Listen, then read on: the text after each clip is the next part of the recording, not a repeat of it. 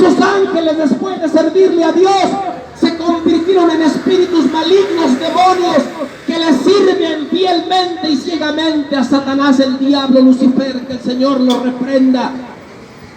Satanás formó un reino totalmente contrario al reino de Dios, el reino de las tinieblas. En toda la creación, en todo el vasto universo, en esta creación visible y invisible, hay dos reinos, hermano, un reino de luz y un reino de tinieblas, no hay más.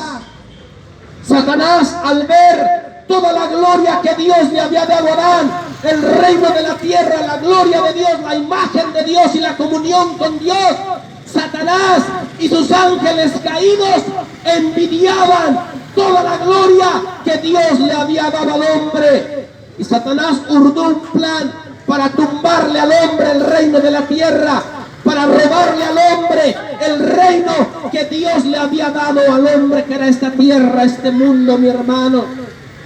Y aparece el diablo en esa pasada eternidad. Aparece a través de una serpiente, le dijo a Eva: con que te dijo Dios que no comas de todo árbol que hay en el huerto del Edén. Eva le dijo al diablo: sí podemos comer, menos del fruto del conocimiento del bien y del mal, porque vamos a morir. Satanás le dice a Eva y le tiende la trampa mortal a nuestros padres allá en el huerto del Edén. Y le dice Satanás a Eva: no van a morir, sino que sabe Dios que el día que de él coman, van a ser como Dios, sabiendo lo bueno y lo malo. La mentira del diablo, la astucia de la serpiente antigua, el diablo, Lucifer, Satanás, el maestro del arte del engaño, el que engaña al mundo entero, le tendió una trampa mortal a nuestros padres y cayeron en esa trampa mortal al rebelarse contra el creador del universo. Eva fue y comió del fruto del conocimiento del bien y del mal y le dio a Adán también. Y en ese momento supieron que estaban desnudos. La inocencia se fue de ellos y cayeron de la gloria de Dios. Satanás, a través de un engaño, le roba al hombre el reino de la tierra, la autoridad de esa tierra que Dios le había delegado al hombre. Desde aquel entonces Satanás se constituyó en el príncipe de este siglo, en el príncipe de este mundo malo. Esa es una realidad.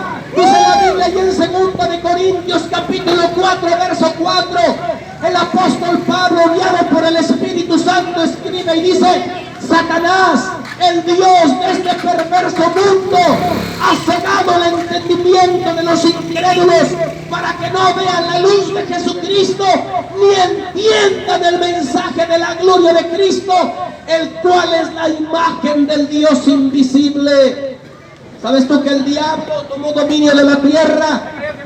Ahora el diablo es el príncipe de este mundo, y la misma arma poderosa que usó Satanás para tumbar a nuestros padres en el huerto del Edén, mi amigo, es la misma que usa ahorita un arma de dos filos que se llama engaño y destrucción.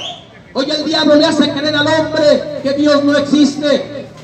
Le hace creer que la droga, el alcohol, la parranda, la pornografía, el perreo, eso es gozar, eso es disfrutar la vida. ¡Ah, qué rica es la pornografía! ¡Ah, qué rico es el perreo! ¡Ah, qué ricos son los pecados sexuales!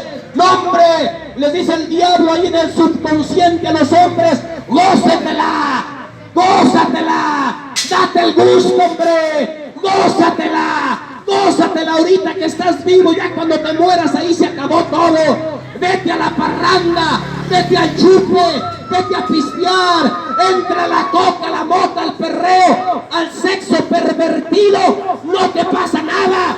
Eso es algo rico y delicioso, vas a disfrutar la vida. ¿Y cuántos millones de jóvenes caen en la trampa mortal del diablo? Y caen los ahí. ¿Y cómo terminan esos jóvenes? Lisiados. Terminan, hermano, con muchas secuelas de la maldita droga. Terminan, hermano, en el bote, en la cárcel. Amén. Y esa es una trampa mortal del diablo, Satanás, Lucifer, para engañar y destruir al hombre. En un hogar, en un matrimonio, como Satanás destruye ese hogar, le mete al hombre y a la mujer el deseo de adulterar con otra persona. Y le dice el diablo al hombre: mira, esa vieja está mejor que tu vieja. Tu vieja ya está toda panzona, toda vieja y apestosa. Ya tu vieja no sirve. Vete con ella te va a hacer feliz. Y cuando el diablo logra que el hombre caiga en esa trampa, Satanás empieza a destruir ese hogar. Porque ese mal ejemplo se lo estás heredando a tus hijos y a los hijos de tus hijos y a tus generaciones. Y esa es una maldición que entra en un hogar a través del engaño del diablo, mi hermano. Así trabaja Satanás a días. Es el príncipe de este siglo. Es el Dios de este siglo. Así trabaja el maligno, el engaño y la destrucción. Ahora vamos a aclarar este panorama que te estoy hablando. Cuando el hombre pecó contra Dios, ¿qué sucedió? ¿A poco nuestros padres fueron como Dios? Imposible. Dice la Sagrada Escritura, te voy a repetir los versículos iniciales. Dice la Biblia, Romanos 5:12, por medio de un hombre entró el pecado al mundo y por el pecado entró la muerte, y así la muerte pasó a toda la humanidad por cuanto todos pecaron, hermano. Adán, cuando pecó contra Dios, cuando se rebeló contra el creador del universo, Adán le abrió la puerta a Satanás y a la muerte y a los demonios, los ángeles caídos, para que destruyeran la creación de Dios. Tengo frío. Romanos 3:23, por cuanto todos pecamos y estamos destituidos de la gloria de Dios. ¿Qué pasó con el pecado? Separó a Dios del hombre. Si tú sigues leyendo la Biblia en Génesis capítulo 1, 2 y 3, habla de la caída del hombre. Cayó el hombre de la gloria de Dios. La comunión entre Dios y el hombre fue rota por el pecado. Se creó un gran abismo entre Dios y el hombre por causa del pecado. Y dice la Biblia, Romanos 6:23, porque la paga del pecado es la muerte. Dice la Biblia, el alma que pecare esa morirá. Amado, y desde ahí cayó el hombre. Tú y yo provenimos de Adán y Eva. Todas las razas, lenguas, tribus, pueblos y naciones provenimos de Adán y Eva. Tú que me estás escuchando y viendo, tú provienes del simiente de Adán y Eva. Yo provengo de Adán y Eva. El pecado, desde que nacemos, ya lo traemos marcado en la sangre, en el sistema inmunológico, hermano. Desde que el hombre nace, ya está programado para el pecado. ¿Por qué? Porque traemos la marca maligna, la marca del diablo. Ya tenemos en nuestros genes, amén, la marca del pecado. Pero buenas noticias. Y la paga del pecado es muerte. No solamente la Biblia se refiere a la muerte física de este cuerpo temporal que tenemos. Se refiere a la muerte eterna, hermano. El alma en el infierno. El alma, después de que tú mueres, después de que tu cuerpo deja de respirar, tu alma sale de tu cuerpo. Y tú tienes un alma eterna. Yo tengo un alma eterna. ¡Cristo vive! ¿Me oíste? El alma que tú y yo tenemos, el alma que tú y yo tenemos es eterna. El cuerpo que tú tienes es temporal. Tú vives dentro de ese cuerpo. Yo puedo ver tu cuerpo, mas no puedo ver tu alma. ¿Cuál es mi alma, mi espíritu? Es este que te está hablando, es mi voz. Tú ves mi puro cuerpo, mas no ves mis palabras. Ese es mi espíritu el que te está hablando. Y de Cristo vive y reina. Amén. ¿Sabes? El espíritu que tú y yo tenemos, el alma, si muere sin Cristo, se va al infierno, a la eternidad sin Dios. Las consecuencias del pecado son temporales y eternas. Muerte física el cuerpo, muerte eterna, el alma en el infierno. El alma se separa de Dios por la eternidad. En el infierno, en el tormento eterno. El purgatorio no existe. Esa es una mentira religiosa de la tradición. Amén. Amén. El purgatorio no existe. Existen dos lugares eternos, el cielo o el infierno, no hay más. Escúchame, buenas noticias ahora. Tuve que hablarte de la caída del hombre, pero ahora te voy a hablar de la redención del hombre.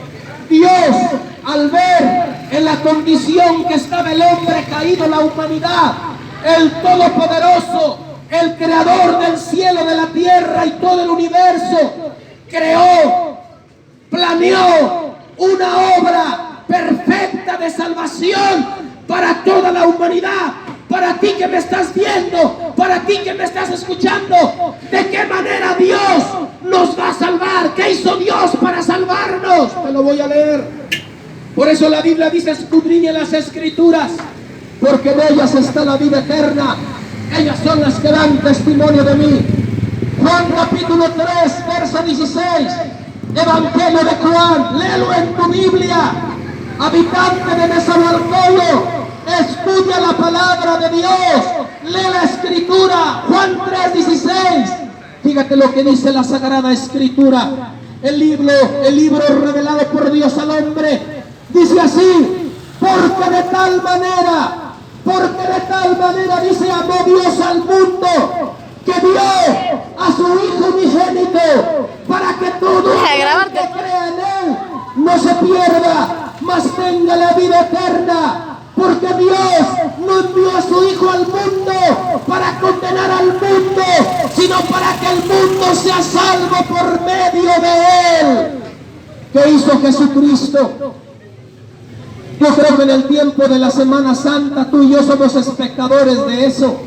En el tiempo de la Semana Santa todos ven las películas de la pasión de Jesucristo, nuestro Señor y Salvador.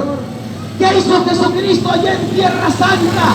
Hace ya 2024 años, porque cuando vino el Salvador del mundo, el Mesías Jesucristo, nacido por obra del Espíritu Santo, Él nació en el vientre de la Virgen María. Pero la Virgen María no es salvadora, solamente fue el instrumento que el Todopoderoso Creador del universo usó para que naciera el Salvador del mundo. Dios no tiene mamá, Dios no tiene mamá, Él no tiene madre, Él no es un ser creado. Dios no tiene pasado, ni presente, ni futuro. Dios es el Padre de la eternidad. Él es eterno, Él no fue creado. Amén. La Virgen María solamente fue el instrumento para que naciera el Salvador, el Redentor, aquel que vino a pagar la deuda por el pecado en la cruz y a reconciliar a toda la humanidad con Dios. Se llama Cristo, Cristo, Cristo, Cristo, porque de tal manera amó Dios a Ciudad Nezahualcóyotl, porque de tal manera amó Dios a México, a América Latina, a Europa, a todas las naciones de la tierra que están bajo el cielo, porque de tal manera amó Dios al mundo, que dio a su Hijo unigénito, para que todo aquel que crea en Él no se pierda, mas tenga la vida eterna. ¿Qué hizo Jesucristo? Allá en Tierra Santa, en el Monte Calvario, es un lugar que hasta el día de hoy ahí está un poco deteriorado, pero